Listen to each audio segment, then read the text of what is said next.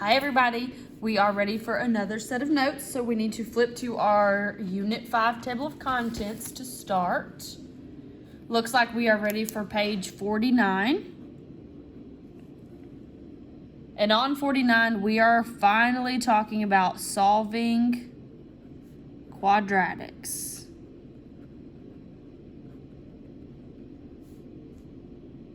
So solving quadratics.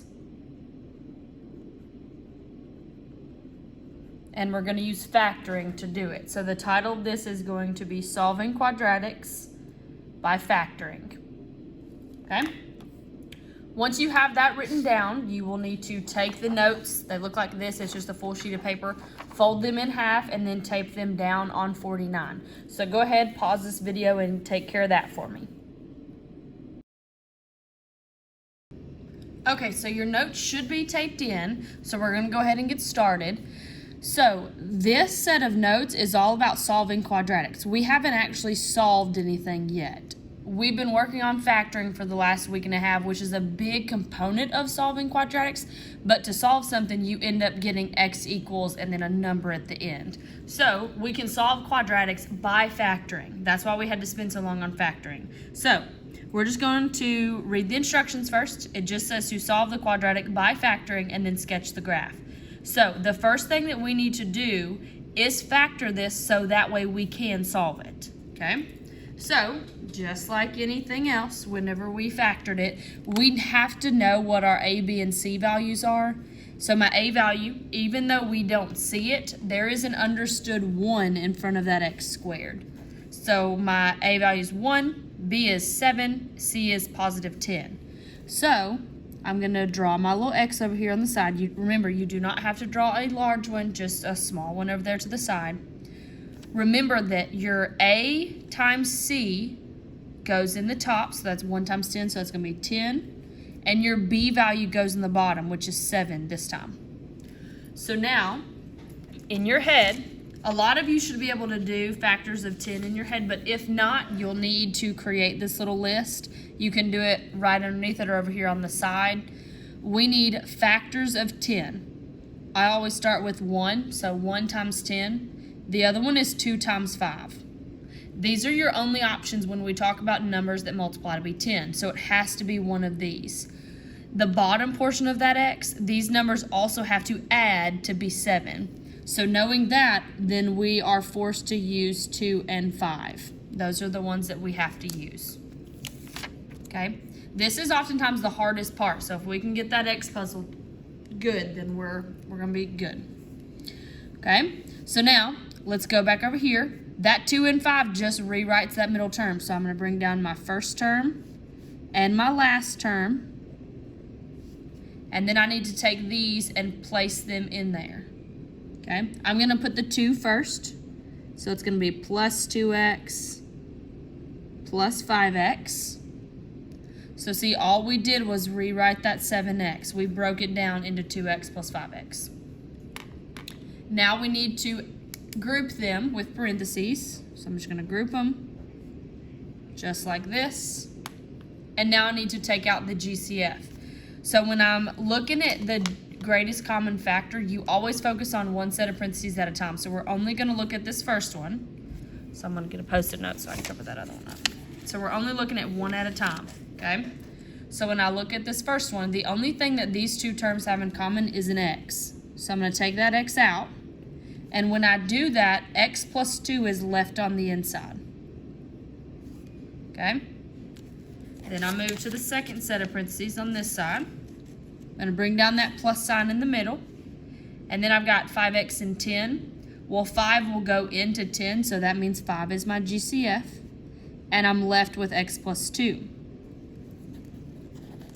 Now, these two match. Remember, they always should. And when they match, we can rewrite it to actually show the factors. So we have x plus 5 times x plus 2. I'm going to bring down that equals 0 part, okay? These two middle steps right here was just rewriting that into factored form. So remember, this is factored form. Now, 2 weeks ago, roughly, about 2 weeks ago, we did something called the zero product property, which is where we had factored form like this and we took each set of parentheses and set them equal to 0. That was how we found the zeros. That's actually how you solve a quadratic. Once you factor it like this, you just do the zero product property and then you have solved the quadratic, okay? So what I want you to write, doesn't have to be very big, I want you to put a note, put an arrow, and write ZPP. Remember, I always abbreviate zero product property with that, so that's what that means. And so then I'm going to remind you real quick how you actually use the zero product property. We're going to take x plus 5, set it equal to 0. So whenever you're using the zero product property, the parentheses goes away. And then the other one is going to be x plus 2 equals 0. Well, then you just finish solving. So I'll finish with this first one. So x plus 5, I'm solving for x, so I need to subtract 5 from both sides. Those 5s are going to go away. And I'm left with x equals negative 5. That's one of them. The other one, I'm going to subtract 2 because I got to do the inverse. And so I'm going to have x equals negative 2. And there we go. That is how you officially solve a quadratic. You factor it and then just do the zero product property down here. Now, these two right here are your zeros, so we can write that. These are your zeros. Okay, those are your zeros. Remember that zeros are also where it crosses the x-axis, talking about the graph. Okay, so now we can sketch the graph, and I want to underline up here, it says sketch. A sketch does not mean 100% accurate. As long as it's semi-close, then you'll be fine. So what does need to be accurate, though, are these zeros. So we need a 0 here at negative 5 and a 0 at negative 2. So I've got my two zeros. And now I just need to sketch out the parabola, which remember the parabola is a U-shaped graph. And this one's going to open up because my original equation was not negative. So I just need to draw a U-shape. Looks something like that maybe.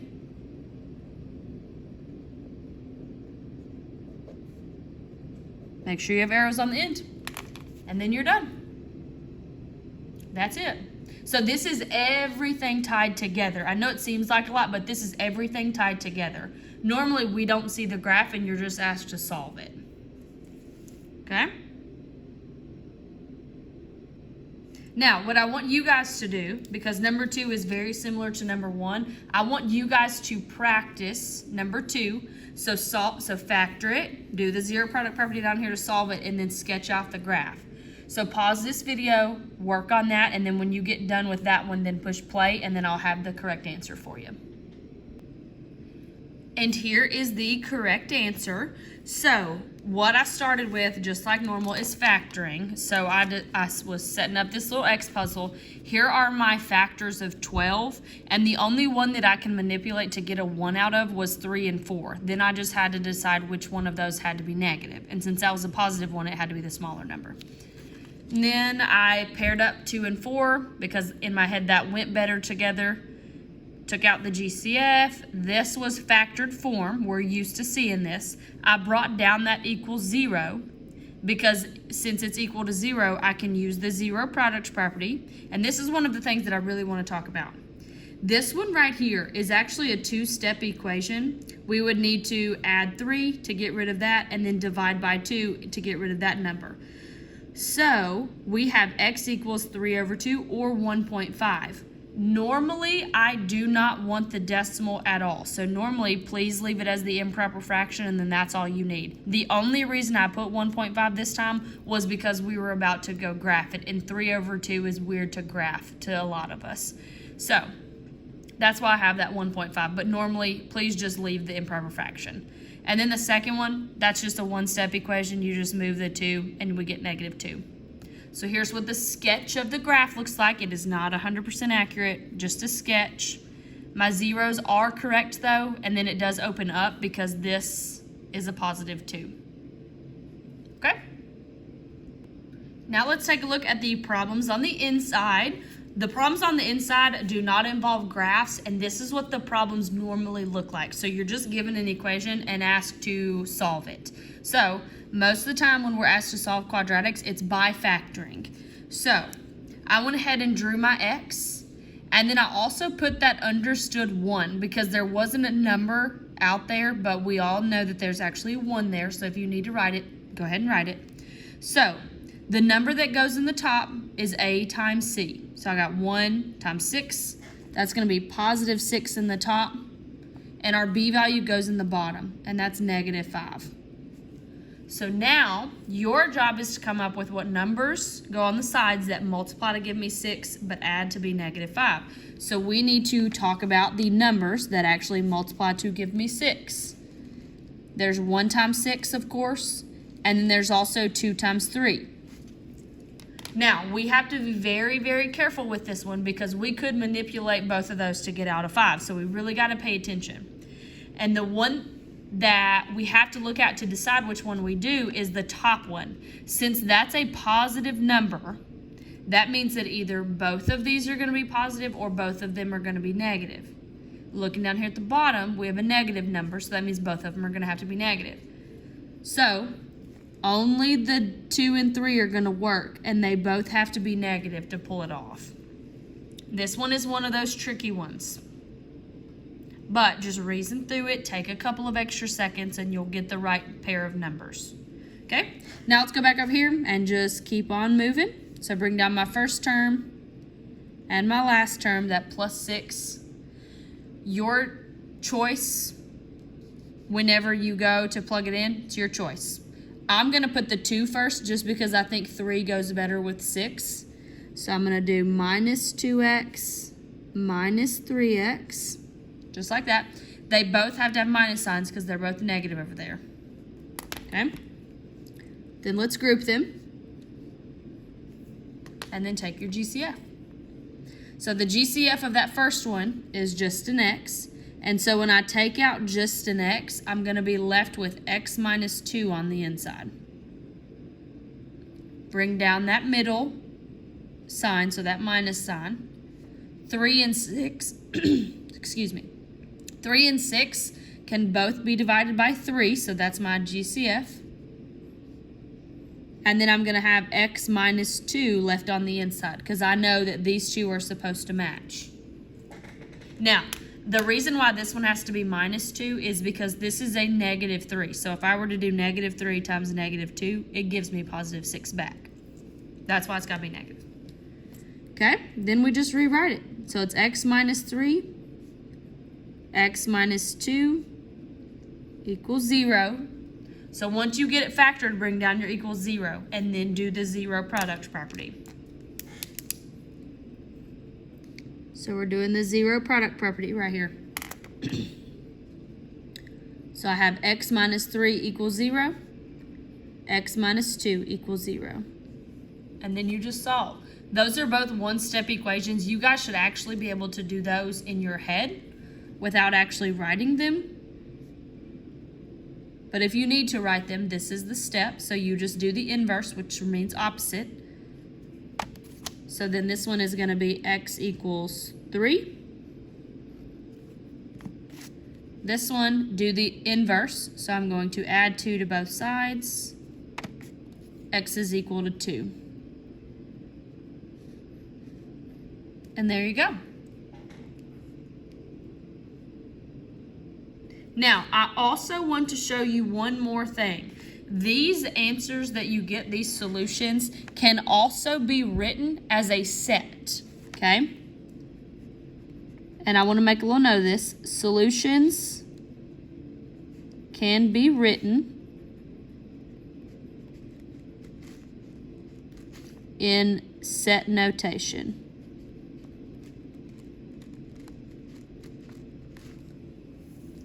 So solutions can be written in set notation. And what I mean when I say that, set notation are those little squiggly brackets that we always see. this is what it looks like. So it would be x equals squiggly bracket, and then they will have both numbers in there, and then a squiggly bracket. That is set notation. Now, I typically put the numbers in there from least to greatest just because that's how my brain works, but it does not matter the order that they are in there. So you could put 3 and then 2. Doesn't matter. Set notation is the little squiggly brackets though. Okay? Now, I want to take a look at number 2, and then I'm going to have you do number 3 on your own. So, everybody go down there and look at number 2. Number 2 looks like a pretty standard equation at first, but when you look at number 2 and you look back at 1 and then the 2 that we did on the front, the 2 on the front and number 1 are equal to 0. In order to solve a quadratic equation, it has to be equal to 0. So, this side being equal to negative 6x is not going to work with us. We need this side to be 0. Okay? So, we just need to fix it. And how we fix that is you just do the inverse operation and move it back to this side. So, I'm going to add 6x to both sides. So, these are going to go away on this side, leaving me with 0 on the right side. Now we need to talk about what to do with that 6x over here on the left side. Now, I want to quickly remind you, the standard form of a quadratic looks like this. So we have ax squared plus bx plus c. Well, that 5x squared, that's my ax squared part. So then I have either 6x or minus 8. That 6x, since it has an x on it, is your b value. So that's going to be plus 6x. And then that minus 8, the number by itself, is going to be the c value. So minus 8 equals 0. So now you fixed it. It's just one quick step. You take it from the right side, move it to the left side, and you got to place it where it belongs. Okay? And then you just factor and solve like normal. Except this is our new equation, so we cannot look at the top one. We got to focus on this one. So, let's go ahead and start. Get our little x.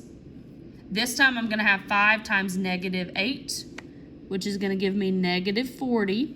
And then I'm going to have 6 in the bottom, positive 6 in the bottom. So, when I think about the numbers that multiply and give me 40, I have 1 times 40, 2 times 20. And if you struggle, this is something that I showed my students in my class. If you struggle, you normally always have a calculator with you. So normally, when we're talking about 40, everybody knows those. Some people, they get lost when they get to 3. So here's a fast, quick way to check it. If we do 40 divided by 3, if it gives you a decimal, that means it is not a factor. 3 does not go into 40, so then you would just keep moving. So then 40 divided by 4, there's my next factor pair, 4 and 10. That's a very quick way for you to get the list of factors and not freak out because maybe multiplication is not your strong suit. So then 40 divided by 5, so 5 and 8 is the next one. And 5 and 8 are actually the last ones because if we check 6 and 7, 6 gives me a decimal and so does 7. So those two numbers do not go into 40 evenly. And then we're back at 8, which is already on my list. So those are it. So it looks like I'm going to have to use 4 and 10. And it looks like the 4 is the one that's going to have to be negative because I need a positive 6 in the bottom. And then we just keep working. So bring down my first and last term. Remember, you guys get to choose how you want to pair these up, but keep in mind you're about to take a GCF. So I'm going to put the 10 with that 5, and then that minus 4 at the back. Just because I think those numbers go better together. Group them. And then take the GCF. So if you pay attention to how you group them, a lot of the times, not every time, but a lot of the time, the smaller number is going to be your GCF. So how you can check that? Does 5 go into 10? If it does, then that's your GCF. So we have 5x. So then I'm going to have x plus 2 left on the inside. Now, let me explain real quick where the 2 comes from. That 2 is there because 5 times 2 gives me 10. That's why it's there. Bring down that minus sign. 4 will go into 8, so that has to be my GCF. And then I'm going to have x plus 2. Again, plus 2 because that's negative 4 times positive 2, negative 8. Then I need to rewrite them. So 5x minus 4 times x plus 2 equals 0. Make sure you bring that equals 0 part. Now do your zero product property.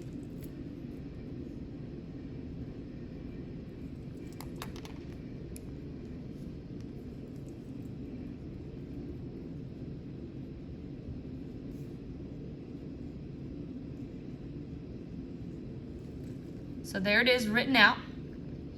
Now when we talk about solving the zero product property step, sometimes you have one that's a 2-step and then one that's a 1-step equation. The 1-step ones are normally pretty quick because you just do the opposite sign. But I'm going to write it out and show you. So you would just subtract 2. And so this would be x equals negative 2 on this side. This one over here is going to give you a fraction because we have 2 steps to do. So first step, add 4. Then I'm going to have 5x is equal to positive 4. Then I just need to divide by 5. And remember, leave them as fractions. Do not turn them into decimals. If the fraction simplifies, then by all means simplify it, but don't give me the decimal. And there you go. Now keep in mind we could have written these in set notation, so you could have seen them in the little squiggly brackets. Okay, so here's what I want you to do. I want you to take a little bit of time and do question number 3. Now, before you start, look, there are 2 things over there. You take them, move them to the other side, and make sure that you put them in the correct order. That order needs to look like this. Okay? So go ahead, pause this video, and take care of number 3, and then push play when you're done. As promised, here is the correct answer for number 3. Now, really the only thing that I want to talk about is at the very, very beginning when you have to like restructure the equation, because the right side wasn't equal to 0. So I, did the inverse. That was a positive 2x minus 2x, and I did it to this side, minus 5, did it to this side. So then I had to make sure that when I rewrote the equation that it was in the correct form. So your x squared goes first, your x is in the middle, numbers at the end, and then equals 0. Other than that, it was pretty standard. I just factored it. Looking at negative 15, there's my factors of 15. And then I got down here to the zero product property step and ended up with a fraction, but that's okay. Fractions are allowed, so keep the fraction. And there you go. And now let's take a look at our last problem in our notes. It is a real world scenario, so it's where quadratics actually exist in the real world, and we're asked to solve them. So I'm going to read through it. Remember that not every word is important, so I have a highlighter. I'm just going to highlight it. If you don't have a highlighter, you can just underline it. So it says a golfer takes a swing from a hill 20 feet above the cup. The height of the golf ball is modeled by the equation below, where h is height in feet and t is time in seconds. So we need to know that h is height in feet and t is time in seconds, so that way we can actually answer the question. So it says, how long does it take the ball to land on the ground near the cup? Now, I understand that not everybody knows golf, so I have drawn a little picture of what's happening. So this person is golfing. That's a little golf club. They're standing on a hill that's 20 feet above the hole. Okay, so this is the green, that's the hole. The point is this person hits the golf ball. It's going in the air, gravity takes over, so then it goes back down, and then it hits the ground over here beside the cup. Now, we just want to know how long does it take for the golf ball to actually hit the ground. So how much time has actually passed? We can figure that out by solving the equation. So we don't have to look at the graph. We just have to kind of know in real life, a golf ball was hit. We want to know when does it hit the ground. So here's what we need to do. We got to factor and solve this just like normal. But what I want to show you is if you automatically start with the x, then the top of our x is negative 16 times 20. It's negative 320, which is a really big number to sit there and try to come up with numbers that multiply. So we can check for a GCF at the very, very beginning. So we have negative 16t squared plus 32t plus 20 equals 0. 16, 32, and 20 are all multiples of 4, which means I can actually take out a 4 at the beginning and make my number smaller. So I'm going to do that, but I'm also going to get rid of that negative. So I'm going to take out a negative 4 because I don't want to deal with that negative. And so when I do that, I'm just dividing all these numbers by 4 to see what's left on the inside. So this is going to be 4t squared. That's going to give me 8. So that's going to be minus 8t and then minus 5 equals 0. Now, let me talk about these little minus signs on the inside right here. Because if I were to redistribute, this would be negative 4 times negative 8t, which would give me positive 32t, because 2 negatives make a positive. That's where those negatives come from. Now that we have our numbers a lot smaller, our job now is to factor the inside. So we're actually, that negative 4, we took it out. We don't really do anything with it anymore. We are factoring that right there now with the x method, the same x puzzle. So we come over here. We'll do it small up here in the corner. So we go over there. 4 times negative 5 is negative 20. And then I've got negative 8 in the bottom. So I'm thinking about 20. We got 1 and 20, 2 and 10, 4 and 5, and that's it. So the only one that I can get 8 out of is 2 and 10. One of those has to be negative though, because that top number is negative. And it has to be the negative, it's got to be the 10. The 10 is the one that's got to be negative because of that negative 8 at the bottom. Okay, so then we just come back over here, keep working. I'm going to bring down my first term, so the 4t squared. I'm going to put the 2 with this 4 because I think 10 will go better with 5. So that's plus 2t minus 10t minus 5. Be careful because the variable is t because it's a representation of time. Add my parentheses to group them and then take out my GCF. So remember, one trick that you always need to check is the smaller number a GCF? So 2 actually does go into 4, so 2t is my GCF. And I'm going to be, so 2 times what gives me 4t squared, so it's got to be 2t in there. And then the back number is a plus 1, because 2t times 1 is 2t. Bring down that minus sign. 5 goes into 10, so that means that 5 is my GCF of that one. And I'm going to have 2t plus 1. So then I need to rewrite it. 2t minus 5. 2t plus 1 equals 0. Now we need to use the zero product property. Okay. So we have, let me talk about this negative 4. That negative 4 kind of just drops down in the very, very front. When we see a negative 4, or see any number for that matter in the very, very front, we just know that you took a GCF out at the very, very beginning. It stops there. There's nothing else that you can do with it. So here's the zero product property. 2t minus 5 equals 0. 2t plus 1 equals 0. And then we just finish solving these. So I'll start with that first one. Add 5 to both sides, because we're doing the inverse, or opposite. So we have 2t is equal to 5. Now divide by 2.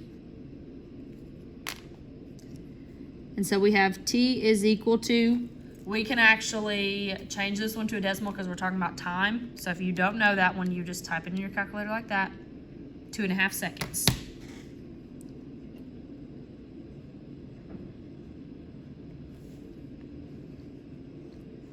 Now, I just automatically said it before I like mentioned it to you guys, but we need to have units on this. Since it's a word problem, we gotta have units. And you just do the same thing to this one. So minus 1.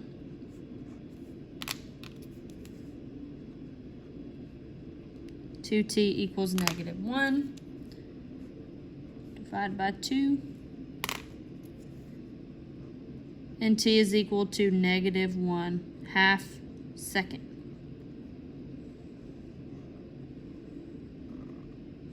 So those are the two quote-unquote solutions that I get. Now we have to talk about one of them, because think about it. And you can let this be me or somebody else that you know that plays golf.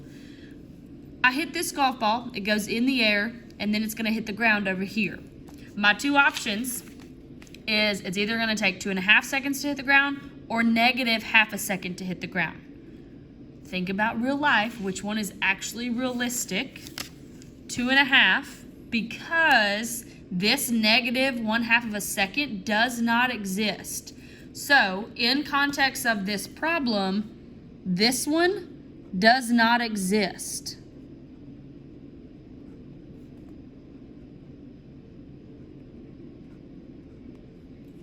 Does not exist. So then, knowing that, we can actually answer the question on how long it takes the golf ball to hit the ground. So, complete sentence, make it short and sweet, so we can just say the golf ball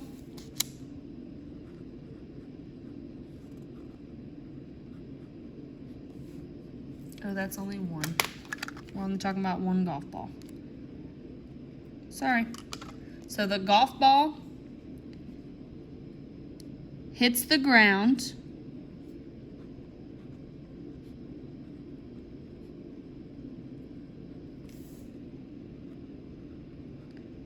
after 2.5 seconds. And there you go. So I want to keep you in check here. Factor it, zero product property at the end, and then if you are asked like a word problem, you kind of have to reason through your two solutions, because normally for a word problem it's only one of them. So in this case it was the 2.5 seconds, because the negative 0.5 second doesn't exist. Okay, I am very proud of you guys. Solving quadratics by factoring is a huge thing that Algebra 1 teachers have to do, and you guys are crushing it. So I do have a practice activity for you to do, but I am really proud of you guys, and I'll see you next time.